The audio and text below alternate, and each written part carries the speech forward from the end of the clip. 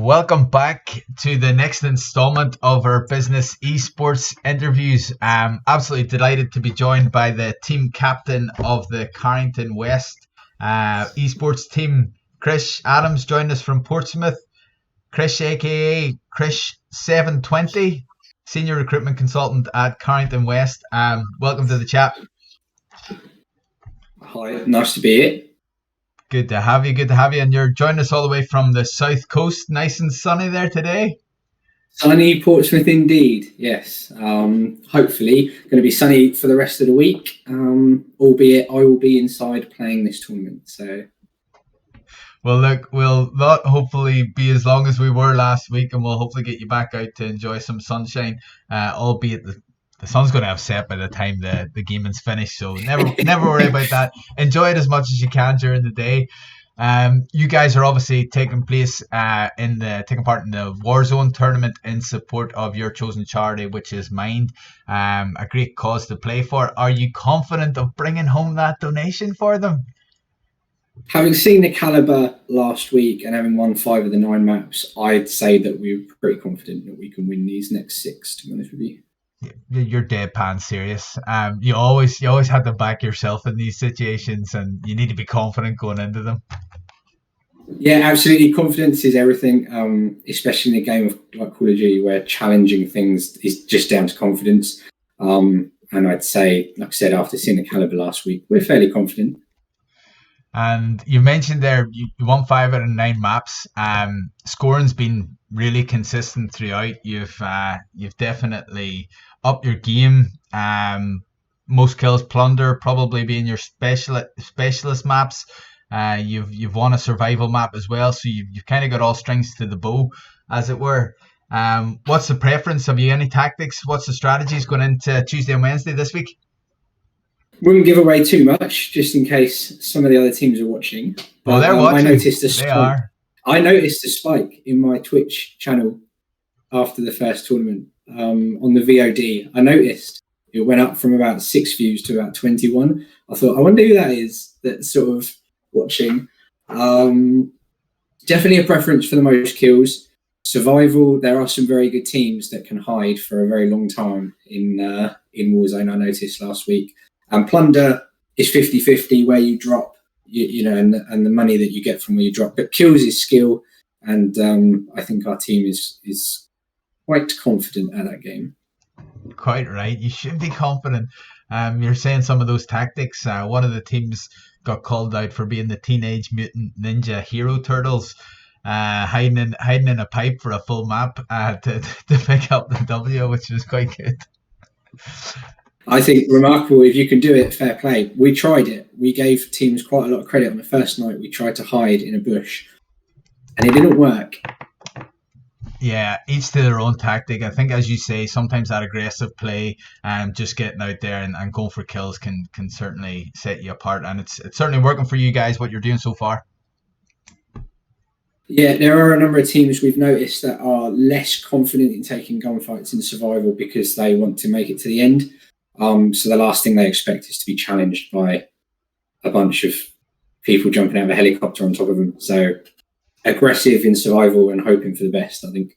Quite right. Well, look, we're maybe giving away too much of the strategies that you don't want to give away there, Chris, going into that. And do you want to tell us a little bit about the drivers behind you guys getting involved at Carrington West? Yeah, absolutely. Really myself, I play Call of Duty probably 4 or 5 times a night, more than I should have, more than I should do, I think, to be fair. I saw one of my colleagues got an email from yourselves about it. It made sense because I play anyway, and we do our best to raise money for 3 different charities. We do that in a variety of different ways. This just seemed like another way in which I could do what I was doing on an evening anyway, but put it to good use and raise some money. Quite right. That is the attitude. And do you want to tell us a little bit about Carrington West yourselves? Obviously, you're a senior recruitment consultant, but how's your day-to-day role and how much has that evolved and changed over lockdown? Yeah, so I specialise in town planning. The company as a whole, we do a mixture of different things in the built environment sector. So rail, highways, town planning, buildings, construction, that sort of thing. To be honest, we're very fortunate. In lockdown, none of us got furloughed. We actually grew in lockdown, and we're continuing to grow. I think we're at 60 at the moment. We aim to get to 100 in a couple of years. So growth is continuing, but because of the sectors that we actually place in, obviously there's a lot of emphasis from the government in building, new infrastructure. So our roles actually we got busier. We transitioned to working from home like everybody else, but our markets, thankfully, were not like hospitality, and they sort of continue to grow. No, good to hear. It's always good to hear companies that have thrived within lockdown as well, and certainly that environmental sector as a whole has just been burgeoning, and there's an increased importance to it. You mentioned you're playing in support of mind. There's an increased importance towards mental health and keeping employees engaged. How has the tournament allowed you guys, like internally, to kind of increase communication? Has it created much of a buzz in the, for want of a better expression, the office? I would say that the two lads that I'm playing with from the office are. I didn't know that they played before the tournament, to be honest with you, so that's good for me. In our teams, we really only deal within our teams, if you like. So to sort of speak to and play with other people in the business brings those teams closer together, which I'm really enjoying. I wouldn't otherwise have spoken to them until we're back in the office, probably, just given the separation and the difference in what 2 teams, 3 teams do. So that's good. Good to hear. It allows you that opportunity to just collaborate with people and share some common ground, obviously with shared passions. But as we mentioned before, getting back to the tournament itself, that you qualified in 4th position for the elites. We had a brief chat off air about your strategy and things, but one of the maps in particular was that survival map on game night 3, where your score dropped dramatically. Do you want to talk us through what happened there, Chris? Or? We had decided previously in our own Discord channel that we would qualify, and then once we qualified, we would use that as a chance to experiment with different strategies and different guns. No disrespect to the opponents in the game, still trying to qualify, but as soon as we won the first 2 maps, we knew that we were safe. So out came riot shields, crossbows. I like to use the knife instead of a gun, so it was a little bit skewed, but just trying things out, seeing what the opposition were about, and obviously didn't go to plan. I think we came 11th of 13 or 10th of 13 from memory. So in around 10th, I think. Not great from us, but a nice springboard to get better for this week. And will we see you using crossbows going into Tuesday and Wednesday this week? Potentially on a Wednesday, depending on how Tuesday goes. We will take it as seriously as possible until we are comfortably in first place. Quite right. That's the spirit. And obviously you've probably been keeping tabs, maybe not as much as people have been keeping tabs on your Twitch channel. And people do the reconnaissance, and that's just part and parcel. You need to know the opposition. You need to do your research into who you're up against as well. Is there anybody that you're keeping an eye on that you're thinking maybe we should be watch them a bit more closely, or is it just a focus on the Carrington West team? I don't mind saying that before the tournament, I looked up every single player before we played, just to make sure that if we were being shut out by a team or we were a bounty of a particular team, we knew whether or not to push them and how good they were. So we did our recon, if you like, before. I anticipated that other teams would do the same. In terms of a particular team, that silver chip team always seemed to be there at the end. We can't seem to shrug them off as easily as we would have liked. So I anticipate to see them there. And I read on Discord that Cash Flows, is it? I'm not. Mm-hmm. Cash Flows had quite a good performance. I'm not overly bothered about them because of the lobby that they were playing in. But we'll see if that comes back to haunt me in a couple of days. Well, hopefully not. But good to hear that you've done your recon, and that research should stand you in good stead. It's good to know who you're up against, especially for those man-on-man battles and when you're kind of out there. Select Tech are another one that are kind of just behind you in the table. Believe Housing, the Ability People, Glide. There's some really good caliber teams in there. Some real standout individuals. But is there any players that you've been watching on and thinking, actually, I might follow your Twitch after this? You're quite good. I wouldn't give anything like that away with who we've been watching and who we're fearful of. But there are a few players that I'd like to play with after this is over to see if we would have some success. All jokes aside, I think the caliber is fairly even. Yeah. I don't think there is a runaway team per se.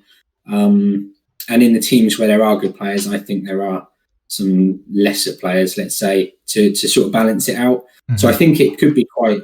At the moment, there's 4 or 5 teams that are separated by 3 or 4 points. I think that's going to be the same this week, to be honest with you. I don't think we're going to run away with it like we want to. I think squad-wise, there's a lot of teams out there that are evenly matched, and it's going to be a really good balance going into Tuesday and Wednesday. Obviously, all your hard work in game week 1 is refreshed, reset, so a fresh slate to go forward from. Starts off tomorrow with the most kills, then we plunder, then we survival, and rinse and repeat that for Wednesday. Which one are you going to focus on the most, or is it just a real balanced view? You want to win every map, or is there anything you're thinking, right? Well, if we can do really well in survival, then we don't have to fare as well in plunder. But no, I think the first map is the most important one. Give ourselves that springboard for the rest of the week. It's the same on both days. The first map, if you can get 13, 12 points, fairly confident moving into the other 2, especially when you get to that survival, you know what you need to do to really close it out. So eyes on the first one, but I'm confident. I think we've got another level that we haven't hit yet, which I'm expecting to hit tomorrow, to be honest with you. Quite right. There's always room for improvement. Absolutely. And some of the, like I said at the start, some of the members in our team, we haven't played together before. That was our first time playing together last week. We won 5 out of 9 maps. It's only improved since then, our teamwork. So I imagine that we've got another level. I'm hopeful anyway. Going up another few gears, Chris. Well, look, I wish you every success and good luck going into the next 2 nights. And in terms of other esports or other games, is there anything you would like to see us do, or anything you would like to see in the future from Business Esports? When Overwatch brings out its crossplay at the end of the year, I'd love to see an Overwatch tournament. I appreciate that might be quite difficult now because you need 5 people all on the same platform within a company. So that's quite difficult. But when they bring out Overwatch 2, I think January 2022 maybe, or end of the year, that will have crossplay. So I'd love to see Overwatch.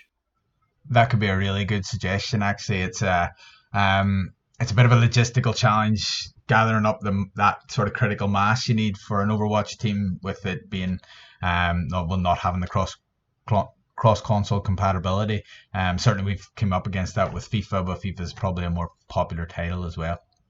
But thanks very much. So I recommend that, and then maybe when COVID has disappeared, we can have a LAN tournament.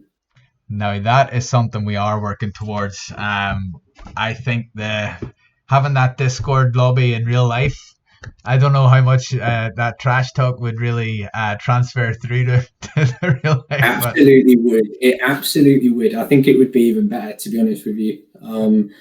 4 versus 4 search on LAN would be... I'll be up for that. That'd be great. But we'd miss the memes and the gifs as well. So catch 22. Could be arranged, I'm sure. But I'd love to get involved again. I think we will do. Depending on how good a showing we have this week, depends on how easy it is to sell to my director to get us involved in the next one, to be honest with you. Well, look, keep flying the flag for Carrington West. Keep doing your bit out there, Chris. Been an absolute pleasure chatting to you. Thanks very much for your time. Absolutely no worries. Fingers crossed for this week. Fingers crossed for you. Good luck.